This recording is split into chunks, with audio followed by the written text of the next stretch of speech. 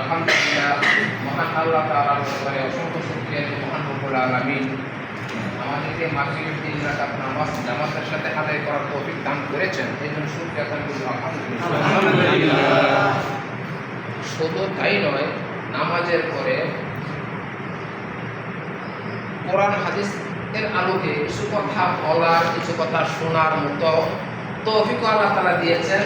আল্লাহর ঘরে আমরা বসতে পারছি, আবারও বলি আলহামদুলিল্লাহ। আলহামদুলিল্লাহ। কখনো ঘোষণা হয় যে মসজিদের মধ্যে ইমান আমল একিনের কথা হবে, তো কিছু মানুষ দৌড়ে চলে যায়। যে সমস্ত মানুষদেরকে আল্লাহ তাআলা খুব বেশি মহব্বত করেন, খুব ভালোবাসেন, তাদেরকে সে মজমাতে বসার তৌফিক দান করেন। কি বলে, কারো বাড়িতে যদি কেউ মেহমান দাওয়াত দেয়, পরে আমরা বাড়ি থেকে দাওয়াত খাইয়া পর আবার বইলে না বলে বাড়ি চলে যাই, এটা বলে আসি না, এটা তো আদব। কারো বাড়িতে দাওয়াত দিলে আমরা খানা দাওয়ার পরে আবার বাইরে কাছে বইলে আসি, ভাই আসসালামু আলাইকুম, আসছিলাম জায়গা দোস্ত, ভাই এরকম বলি না আমরা। বলার পরে ভারী ওলায় কিছু মানুষের আবার হাতে ডাক করে, এখন তোমার লোক কথা আছে, তুমি যাও না, এরকম বলে না, হয় কি না? সব জায়গায় ছড়িয়ে দেওয়া যায় না।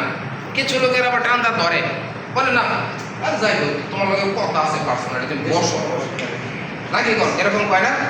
তাহলে যাদেরকে যায় না, ছুটি দেয় না, বসতে কয়, তাদেরকে বাড়িওয়ালা কম মহব্বত করে নাকি বেশি মহব্বত করে? বেশি মহব্বত করে। বিদায় করে সব জায়গায় শেখা, তুমি যাই না, তোমার লোকের পার্সোনালি কথা আছে। তা এলানের পরে, আল্লাহর পরে এলানের পরে যারা বসে, আমি মনে করি পার্সোনালি ভাবে আল্লাহ তাআলা তাদেরকে বেশি মহব্বত করেন, বিদায় তারা বসতে পারে। কি বলেন, তাই না? যাই হোক, আমি লম্বা কথা বলবো না। আমার নাম মোহাম্মদ মঞ্জুরুল ইসলাম, বাড়ি হলো কোন্দারপাড়, যে আমি কোনামুড়ি, যেটা সোনায় বলি। আমার নাম মোহাম্মদ মঞ্জুরুল ইসলাম। আমি দারুল উলুম দেওবন্দ থেকে 1997 সালে দাওরায়ে হাদিস পড়েছি, দারুল উলুম দেওবন্দ থেকে। তো আমরা 5 ভাই, এক ভাই পরিচয় আমি দিচ্ছি প্লিজ। এক ভাই ইংরেজিতে অনার্স মাস্টার, সে হাই স্কুলের মাস্টার। আরেক ভাই ইংরেজিতে অনার্স মাস্টার, বিশেষ সোডা একটা সরকারি কলেজে পড়াচ্ছে। আরেক ভাই অ্যাকাউন্টিং অনার্স মাস্টার, সে একটা কোম্পানি জব করে। আরেক ভাই কৃষি কাজ করে।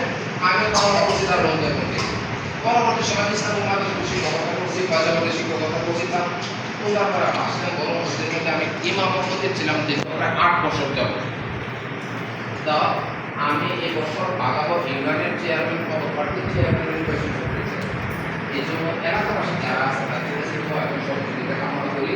আর বিশেষ করে এই মসজিদের মধ্যে দিনে একটা জামাত আছে, এই জামাতের কাছেও আমার দিল থেকে একটা তামান্না, আপনাদের কাছে আমি ব্যক্তিগতভাবে একটু দোয়া চাই। হ্যাঁ, আপনারা আমার জন্য দোয়া করবেন, কারণ ভালো একটা চেয়ারে ভালো একটা লোক বসলে ভালো ফল পাওয়া যাবে। কি বলেন, তাই না? ভালো চেয়ারে একটা চেয়ারম্যান, একটা ভালো পোস্টটা, ভালো একটা চেয়ার না, এই চেয়ারটা মানে যদি ভালো একজন আলেম বসে, আল্লাহ যেন লোক বসে, খোদা বেরো লোক বসে, মরণের চিন্তা যার ভিতর আছে সে বসে, কবরের চিন্তা যার ভিতর আছে সে বসে, নাকি বল? তাইলে এই লোকটার দ্বারা দুর্নীতি হবে? কি বলেন? দুর্নীতি হবে না, যারা মুক্ত হবে, সমাজ সুন্দর হবে, ন্যায় ও ইনসাফ সমাজের মধ্যে প্রতিষ্ঠা করতে চাই ইনশাআল্লাহ। এই জন্য আমাদের বাগাবী ইউনিয়নের চেয়ারম্যান পদপ্রার্থী হিসেবে এই বছর আমি নির্বাচন করতে চাই। আপনাদের কাছে দোয়া এবং সহযোগিতা চাই। বিশেষ করে এই মসজিদের মধ্যে যে জামাত আছে, আলহামদুলিল্লাহ খুব ভালো জামাত। হ্যাঁ, আমাদের মসজিদ ছিল, আমি যথেষ্ট পরিমাণে সময় দিতে পারি নাই, আমাদের মসজিদে আপনারা ছিলেন। কিন্তু দুঃখের ব্যাপার হলো আজকে কিন্তু আসা আমার বিরল উদ্দেশ্য, আমরা মসজিদের মধ্যে আসলে আমি আপনাদেরকে যথেষ্ট সময় দিতে পারি নাই, একটু বেশি ব্যস্ততার কারণে এই সামনে বিভিন্ন জায়গাগুলোতে নিয়ে শেয়ার করার কারণে সময় দিতে পারি নাই।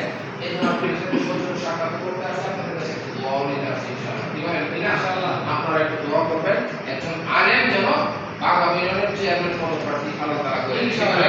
জমিনের মধ্যে আমরা চেষ্টা করব, আসমান থেকে ফয়সালা হবে। কি বলেন, জমিনে চেষ্টা করতে হবে, ফয়সালা করতে হবে আল্লাহ, আসমান থেকে হবে। দেখেন, আকিমুস সালাত অর্থাৎ কি, নামাজ তোমরা পড়ো, কায়েম করো, নাকি করো, নামাজ পড়ো, কায়েম করো। ইয়া আইয়ুহার রাসূল বাল্লিগ মা উনজিলা ইলাইকা মির রাব্বিক, বলছে ইয়া আইয়ুহার রাসূল, হে রাসূল বাল্লিগ, পৌঁছা, মা উনজিলা ইলাইকা মির রাব্বিক, আল্লাহর পক্ষ থেকে, আমি খোদার পক্ষ থেকে যে বার্তা, যে বিধান তোমাদের কাছে দিয়েছি, এটা মানুষের কাছে